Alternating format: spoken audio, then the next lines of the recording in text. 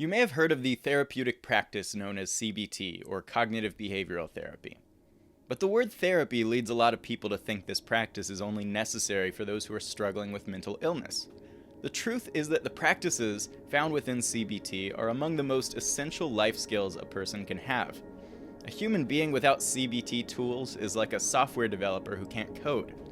This deficit leaves you with little ability to go in and edit the faulty programming in your own mind, fix the bugs in your thoughts and emotions, and keep your psychological software running smoothly. Some people view therapy as a sign of weakness, but in reality, it's a sign of health insurance. You don't actually need a therapist to apply these principles effectively, though, and you'll be shocked by how much they affect your life, no matter where you currently fall on the well-being scale. In this video, I'm going to cover the essentials for using CBT to master your own mind.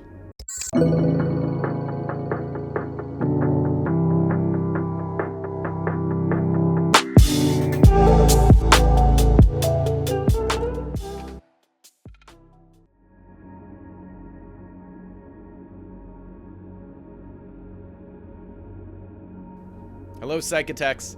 I really enjoyed all the comments the Eckhart Tolle video got. It's good to see I've gotten people thinking, and potentially challenged some perspectives. And challenging our perspectives just happens to be the critical component of today's video on CBT.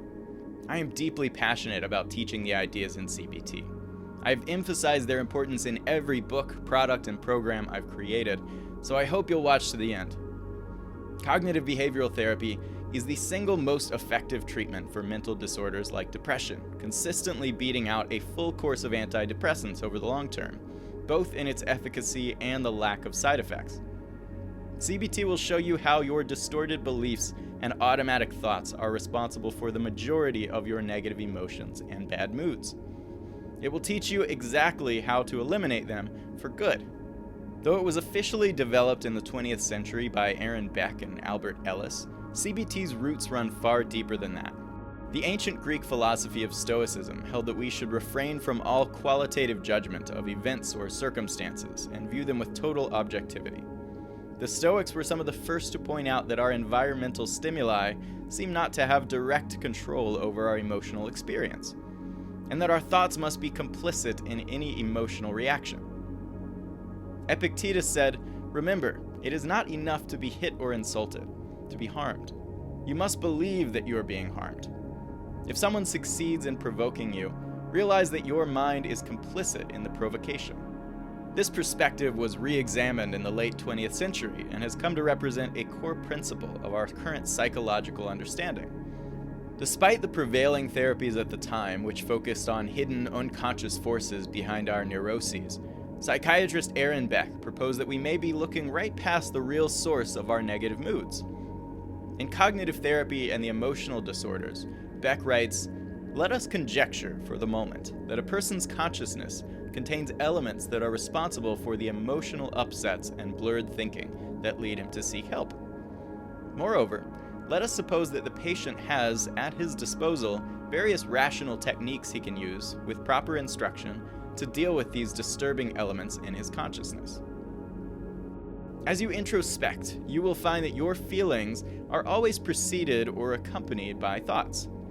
A thought that interprets an event to be good will result in a positive emotion, and one that interprets it to be bad will result in a negative emotion. Cognitive therapy says that the cognitive catalysts for our emotional reactions are called negative automatic thoughts. What you may not realize is just how much power you have to choose your interpretation of these events. In Feeling Good, Dr. David Burns says, "Our research reveals the unexpected. Depression is not an emotional disorder at all.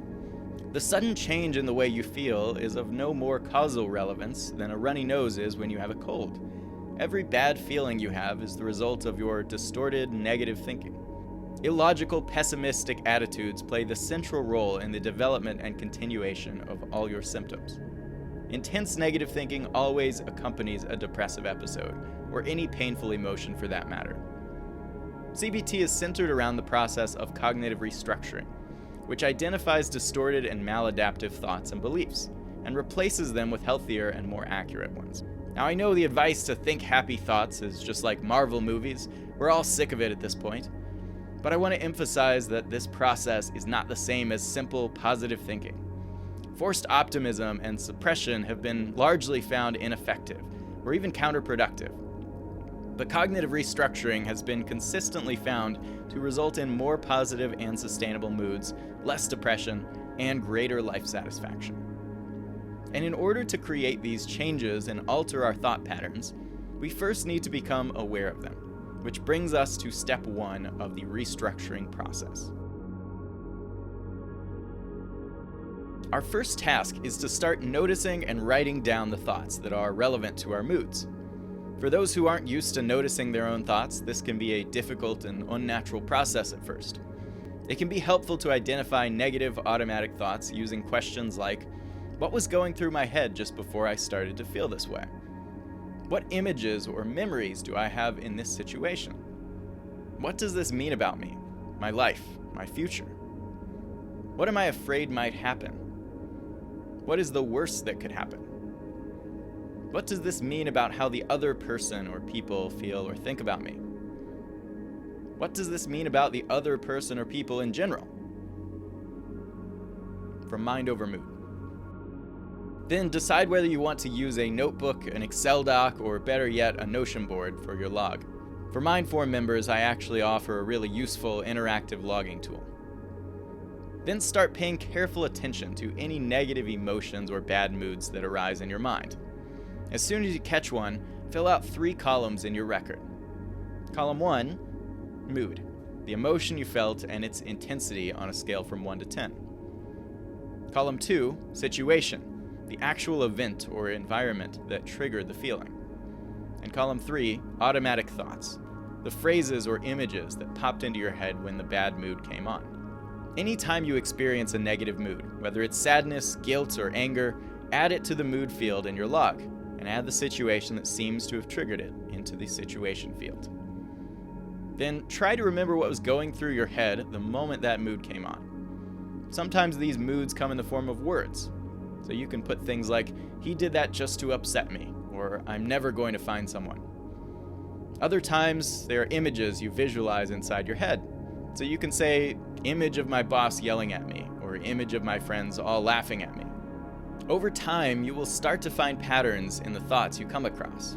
You'll notice that a certain type of thought seems to come up a lot, and that it's in some way linked to your negative mood spirals. And best of all, you'll find that this recognition in itself will start the process of improving your mood. Identifying patterns in your negative moods is a clear step toward understanding and changing them. The restructuring process we're going through requires us to question and evaluate the contents of our thoughts, much like a scientist would evaluate evidence for a hypothesis. We need to identify and document the evidence for and against our beliefs and self-evaluations. We need to observe and write down our evidence that we lack an important strength and the counter-evidence that we have that strength. As you continue adding thoughts and moods to your log, you'll want to complete the next 2 columns on your thought record. Column 4, evidence for, or evidence that supports the automatic thought, and column 5, evidence against, or evidence that does not support the automatic thought. For example, let's say you get turned down for a job at your local video rental company, and you think to yourself, I'm never going to get a good job. You could write down the 1 rejection as evidence for your negative belief. But as evidence against your negative belief, you could write down the fact that you have a master's in data science, have gotten several recent job offers in your field, and were specifically told this company is bankrupt and not hiring. Honestly, I have no idea what you saw in that job in the first place, Sarah. It's usually pretty easy to find the evidence that supports your thought. My friend rolled her eyes at me. My coworker made a terse comment. But coming up with evidence against your conclusions can be more difficult. A few questions you can ask to try to generate evidence. What is the evidence that your thought is true? What's the evidence on the other side? What is an alternate way of viewing this situation? What is the worst that could happen, and how could you cope if it did? What's the best that could happen? What's the most realistic outcome of this situation? What is the effect of believing your automatic thought, and what could be the effect of changing your thinking? If your friend or family member were in this situation and had the same automatic thought, what advice would you give him or her? What should you do?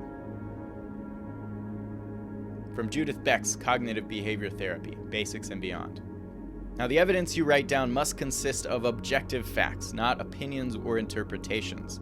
Your friend giving you a weird look is a fact. Your friend hating you is an interpretation of that fact and does not belong in the evidence category. Now, after some practice, it will become an automatic habit for you to compile the evidence related to your negative thoughts. But for now, you want to be very deliberate about logging this evidence and make sure to write all the evidence for and against your thoughts. This logging practice is only going to get more and more powerful as we add to it. You may feel like you're unique in your problems, that no one else understands what you're going through. But just like people who say their least favorite word is moist, it turns out we're not nearly as unique as we all think we are. There are several extremely common distortions underlying our negative automatic thoughts. They tend to center around forming warped conclusions about our worth or competencies. Here are 10 of the most common distortions. 1. All or nothing thinking.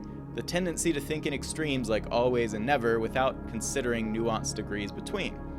Like, my boyfriend broke up with me, I always ruin my relationships. 2. Overgeneralization. The tendency to make broad assumptions based on limited specifics. If one person thinks I'm stupid, everyone will. 3. Mental filter. The tendency to focus on small negative details to the exclusion of the big picture. My A+ average doesn't matter. I got a C on an assignment. 4. Disqualifying the positive. The tendency to dismiss positive aspects of an experience for irrational reasons. If my friend compliments me, she is probably just saying it out of pity. 5. Jumping to conclusions. The tendency to make unfounded negative assumptions, often in the form of attempted mind reading or fortune telling. If my romantic interest doesn't text me today, he must not be interested. 6. Catastrophizing. The tendency to magnify or minimize certain details of an experience, painting it as worse or more severe than it is. If my wife leaves me, I will never be able to recover from my misery. 7. Emotional reasoning. The tendency to take one's emotions as evidence of objective truth. If I feel offended by someone else's remark, then he must have wronged me. 8. Should statements. The tendency to apply rigid rules to how one should or must behave. My friend criticized my attitude, and that is something that friends should never do. 9. Labeling. The tendency to describe oneself in the form of absolute labels. If I make a calculation error, it makes me a total idiot. And lastly, 10. Personalization. The tendency to attribute negative outcomes to oneself without evidence. If my wife is in a bad mood, then I must have done something to upset her. Identifying these distortions in your thoughts doesn't have to be a painful process. It can actually be really fun. It can be genuinely exciting to examine one of your thoughts and say, aha, disqualifying the positive. The next goal is to form an alternative balanced belief. So look at your original thought, look at the evidence supporting and conflicting with it, and look at the distortions that might be skewing it. Ask yourself whether this thought was realistic or if there's a more reasonable, accurate conclusion to form, and write that thought down. After you've formed an alternative balanced belief, the last step is to write down your updated mood along with its intensity rating. If you felt despair and loneliness with a 60% rating, perhaps it's gone down to 30% now.